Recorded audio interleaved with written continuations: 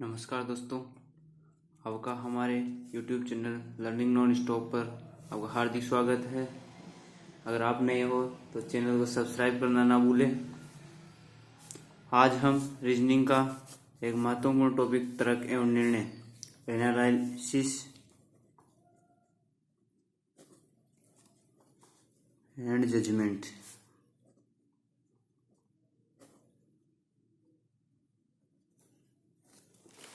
Analysis and judgement पढ़ने वाले हैं।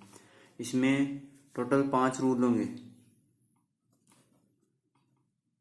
5 रूल में से 2 रूल मैं लिख के लेके आया हूँ, बाकी 3 रूल अभी रिकॉर्डेड क्लास में ही लिखूंगा। ये 5 रूल के बेस पे ये पूरा चैप्टर खत्म हो जाएगा और इस पूरे चैप्टर पे फर्स्ट वीडियो में ये 5 रूल होंगे और सेकंड वीडियो जो आएगा उसमें कुछ एक्सरसाइज होगी, कुछ इंपॉर्टेंट क्वेश्चन होंगे जो पीछे कंपटीशन एग्जाम में पूछे गए हैं। तो अपन आज इस चैप्टर के 5 नियम पढ़ते हैं। तो 5 नियम में फर्स्ट नियम होगा कि किसी भी तर्क, मतलब कि ये तर्क एवं निर्णय के आधारित पर एक चैप्टर है। इसमें कोई एक तर्क दिया हुआ होगा, जैसे कि एक तर्क दिया होगा, उस तर्क के जस्ट नीचे अपन को निर्णय दिया होगा। तर्क तो हमेशा सत्य मानना है, तर्क हमेशा सत्य ही होगा और दो निर्णय दिए होंगे, उन दोनों निर्णय में से कौन सा ज्यादा सही है। अब वो कौन सा ज्यादा सही है उसका पता कैसे लगाए, उसका पता लगाने के लिए ये 5 रूल दिए गए हैं।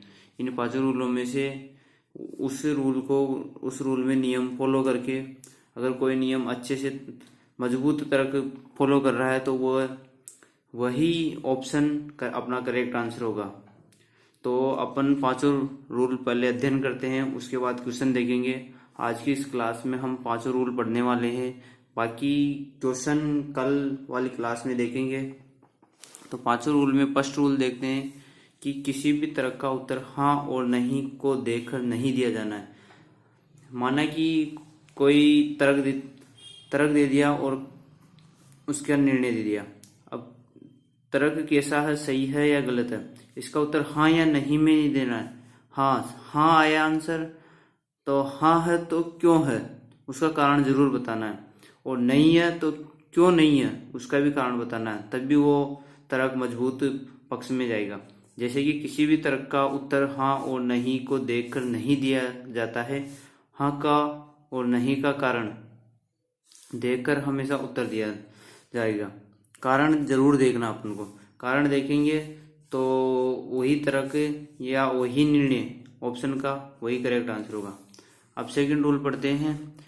यदि तर्क कथन में मौजूद विषय में कोई संबंध नहीं रखता है, मानो कि तर्क किसी अपने भारत देश के लिए दिया गया है और उसका जो निर्णय होता है वो किसी दूसरे देश के बारे में वर्णन कर रहा है, तो वो निर्णय वह निर्णय बिल्कुल गलत होगा।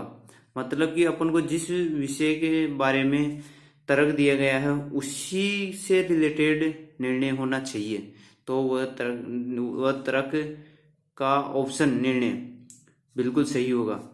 तो सेकंड रूल पढ़ते हैं। यदि तर्क कथन में मौजूद विषय से कोई संबंध नहीं रखता हो तो उसे कमजोर तर्क माना जाएगा, तथा जो तर्क कथन से संबंधित होगा वह मजबूत तर्क माना जाएगा।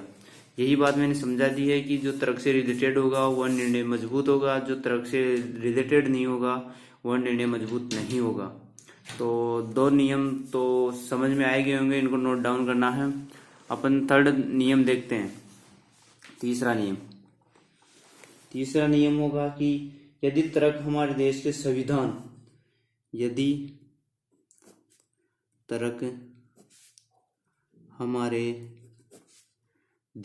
संविधान देश के संविधान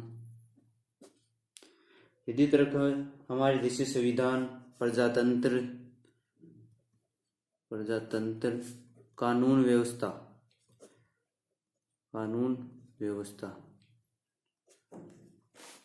आगे का है कानून व्यवस्था या नियम का उल्लेख करे या नियम का उल्लेख करे, वर्णन करे, नियम का उल्लेख करे या वर्णन करे, तथा तर्क को प्राथमिकता दी जाए, तथा तर्क को प्राथमिकता दी जाए। अर्थात कि तर्क को प्राथमिकता का मतलब है कि तर्क का जो निर्णय होगा वो तर्क के पक्ष में आए तो उसको तर्क को प्राथमिकता दी जाएगी, दी जाए। और इसी के आगे है कि अगर तर्क को प्राथमिकता दी जा रही है और वह बात है देश की सुरक्षा की, वो बात हो सकती है देश की सुरक्षा की, देश की सुरक्षा की हो सकती है, या देश के विकास की हो सकती है, देश के विकास की हो सकती है, या फिर सामाजिक विकास की हो सकती है, सामाजिक विकास की हो सकती है आदि। ये सभी बातें अगर निर्णय में दी हुई है और तो ऐसा तर्क मजबूत तर्क माना जाएगा, मजबूत माना जाएगा। यह तीसरा नियम यह कहना चाह रहा है कि अपने देश को किसी भी प्रकार की हानि नहीं पहुंचानी है। हमारे देश को सर्वोपर सुप्रीम कोर्ट की तरह सबसे ऊपर मानकर तर्क और निर्णय वाले क्वेश्चन को हल करना है। जो देश के हित में होगा उसको सही मानना है, बल्कि वो दैनिक जीवन में गलत ही क्यों ना हो। लेकिन हालांकि जो देश के हित में होगा वो दैनिक जीवन में गलत नहीं होगा। तो तीसरा नियम ये कहना चाह रहा है। अब अपन फोर्थ नियम लिखते हैं। इधर दिख नहीं रहा हो तो ये यहाँ तक है, प्राथमिकता सामाजिक। फोर्थ नियम के बारे में लिखते हैं कि फोर्थ नियम यह कहता है कि केवल सभी नहीं, कोई नहीं, प्रत्येक, अवश्य, हमेशा, कभी नहीं, निश्चित रूप से, सर्वश्रेष्ठ, निश्चित आदि ये वर्ड आए तो उपयोग तर्क में ये वर्ड यूज हुए तो इसे कमजोर तर्क माना जाएगा। तो इसको लिखते हैं केवल,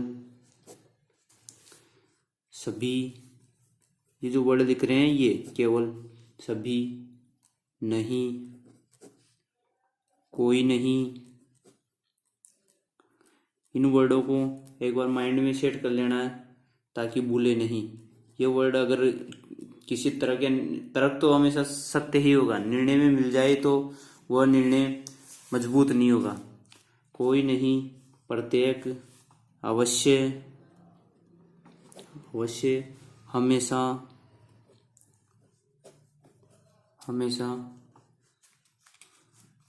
इसके आगे लिखते हैं कभी नहीं,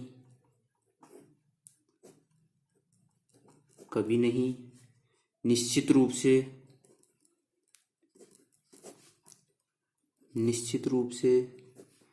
इसके आगे लिखते हैं सर्वश्रेष्ठ, एकमात्र। इसमें से एग्जाम में से अधिकतर एकमात्र, केवल ऐसे वर्ड पूछे जाते हैं। प्रत्येक ये इंपॉर्टेंट है। और एक और वर्ड रह गया निश्चित,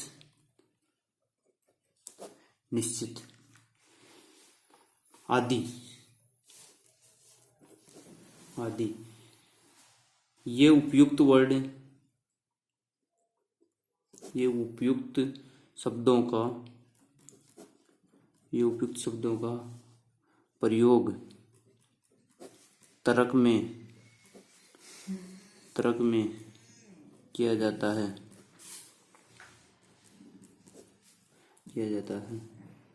तो इसे कमजोर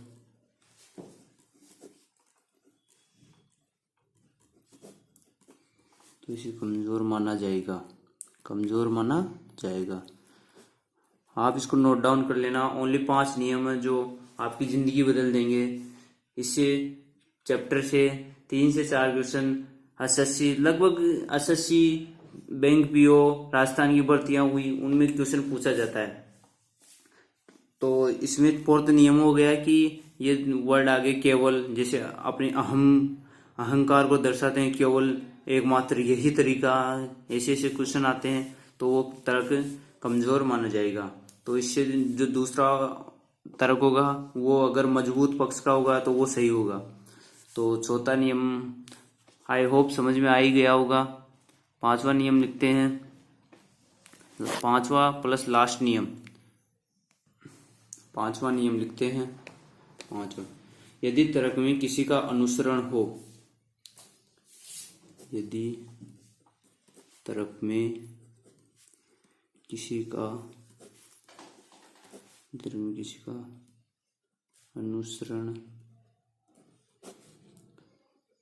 अनुसरण हो, अथवा मतलब कि किसी से तुलना हो रही हो, अथवा किसी से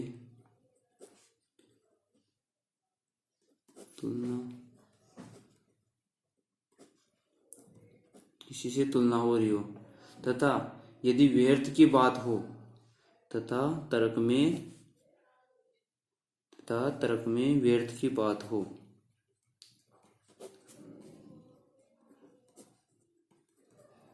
मतलब कि तर्क में कोई व्यर्थ की बात की जा रही हो जो तर्क से रिलेटेड नहीं हो, बात हो, या तर्क के शब्द में कोई कंटेंट नहीं हो, या तर्क के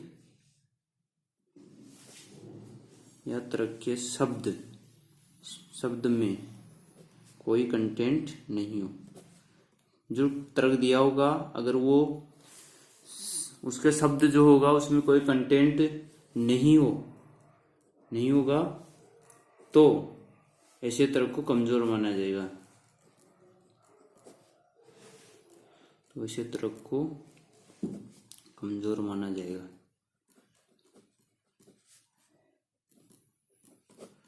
ये 5 रूल हो गए। इन 5 रूलों पे टॉपिक टिका हुआ है कि माना कि अपन ने फर्स्ट बताया था कि कोई तर्क हाँ, उसका उत्तर हाँ है तो क्यों है, नहीं है तो क्यों नहीं है।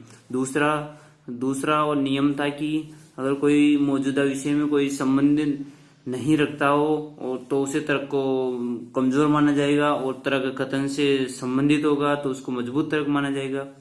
और यदि तर्क हमारे देश के संविधान, प्रजातंत्र, कानून व्यवस्था या नियम का उल्लेख करे तो तर्क को प्राथमिकता दी जाएगी, और उस तर्क को देश के विकास, सामाजिक, देश की सुरक्षा से रिलेटेड होगा तो उसको मजबूत माना जाएगा। 4th रूल था कि केवल, प्रत्येक, एकमात्र, अवश्य, हमेशा ऐसे कुछ वर्ड आ जाएं तो वह तर्क कमजोर माना जाएगा। और यदि किसी तर्क में 5th रूल है कि यदि किसी तर्क में किसी का अनुसरण हो, या किसी से तुलना हो रही हो, या व्यर्थ की बात हो रही हो, या तर्क में कोई शब्द कंटेंट से रिलेटेड नहीं हो तो वो तर्क कमजोर माना जाएगा। तो ये 5 रूल हो गए। आई होप 5 रूल समझ में आ गए होंगे। इनको नोट डाउन करना है, और कल वाली क्लास में आपको इस एनालिसिस एंड जजमेंट, तर्क एवं निर्णय के चैप्टर के इम्पोर्टेंट क्वेश्चन जो पिछले एग्जाम्स में पूछे गए हैं वो अपलोड कर दूंगा, उनको ध्यान से देखना है। इसी 5 कथन पे रिलेटेड वो सारे क्वेश्चन होंगे। ये वीडियो अच्छे से समझ में आया होगा तो सब्सक्राइब करना ना भूलें, and like, share and comment जरूर करें। Okay, thank you.